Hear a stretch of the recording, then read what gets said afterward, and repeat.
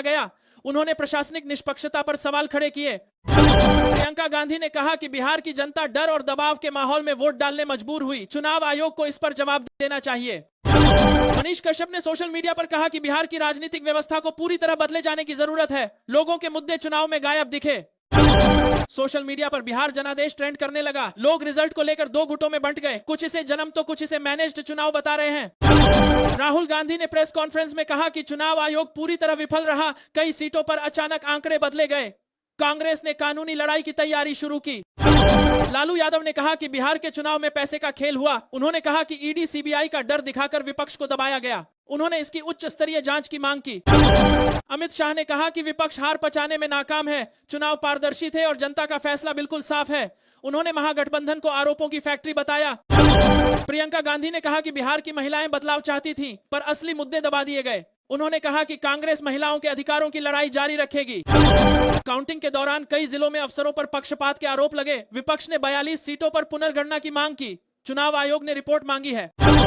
तेज प्रताप यादव ने कहा कि चुनाव परिणाम साजिश के तहत बदले गए और वे सड़क पर उतरकर आंदोलन शुरू करेंगे। उन्होंने भाजपा पर लोकतंत्र खत्म करने का आरोप लगाया। ध्यान दो दोस्तों, तुम्हारी किस्मत बदलने वाला है। सिर्फ एक क्लिक से हमारी टीम लेकर आई है अब तक का सबसे बड़ा सरप्राइज। जो भी आज ही हमारे चैनल को सब्सक्राइब करेगा उसे मिल सकता है 11 हजार का कैश इनाम। जी हाँ, सिर्फ सब्सक्राइब कीजिए और बन जाइए लकी विनर। बिहार चुनाव के नतीजों के बाद कांग्रेस ने कहा कि यह चुनाव धनबल और सत्ता के दुरुपयोग से प्रभावित हुआ और विपक्ष की रहा और इसीलिए उन्हें हार का सामना करना पड़ा। जेडीयू कार्यकर्ताओं ने दावा किया कि नीतीश कुमार की सादगी और काम करने के तरीके ने जनता का भरोसा जीता। एआईएमआईएम नेताओं ने कहा कि मुसलमानों के वोटों को बांटने का आरोप गलत है और वे सिर्फ हक की लड़ाई लड़ रहे हैं। एलजेपी कार्यालय में कार्यकर्ताओं ने कहा कि चिराग पासवान विपक्ष और सरकार दोनों पर कड़ा रुख अपनाएंगे।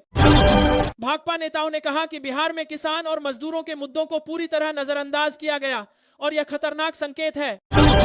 आनंद मोहन ने कहा कि बिहार की राजनीति में नई पीढ़ी को बढ़कर आना होगा और पुरानी शैली की राजनीति खत्म होनी चाहिए। उपेंद्र कुशवाहा ने शिक्षा व्यवस्था की खामियों पर केंद्र सरकार और राज्य सरकार दोनों को घेरा और कहा कि सुधार बहुत जरूरी है। विपक्षी दलों ने कहा कि चुनाव आयोग ने कई शिकायतों पर समय रहते कार्रवाई नहीं की, जिससे जनता का भरोसा कमजोर हुआ। भाजपा ने कहा कि बिहार की जनता विकास चाहती है और नतीजों से साफ है कि उन्होंने स्थिर सरकार को चुना। राजद नेताओं ने कहा कि कई ग्रामीण इलाकों में मतदान प्रभावित हुआ और प्रशासन ने पक्षपात किया। कांग्रेस ने कहा कि बिहार चुनाव का नतीजा लोकतंत्र के भविष्य का संकेत नहीं है। जनता जल्द बदलाव चाहेगी। तेजस्वी यादव ने कहा कि युवा बेरोजगारी से परेशान हैं और नई सरकार को सबसे पहले नौकरी पर ध्यान देना चाहिए। भाजपा नेताओं ने कहा कि बिहार की नई सरकार अपराध नियंत्रण को प्राथमिकता देगी और कानून व्यवस्था मजबूत की जाएगी।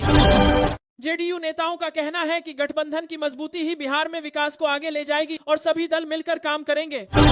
बिहार चुनाव के नतीजों के बाद कांग्रेस ने कहा कि यह चुनाव धनबल और सत्ता के दुरुपयोग से प्रभावित हुआ और विपक्ष की आवाज दबाई गई।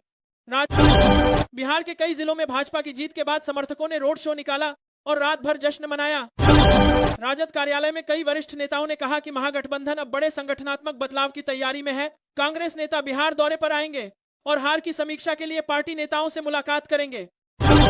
चुनाव के बाद बिहार के कई क्षेत्रों में सुरक्षा बढ़ा दी गई है ताकि किसी तरह की हिंसा या विवाद को रोका जा सके।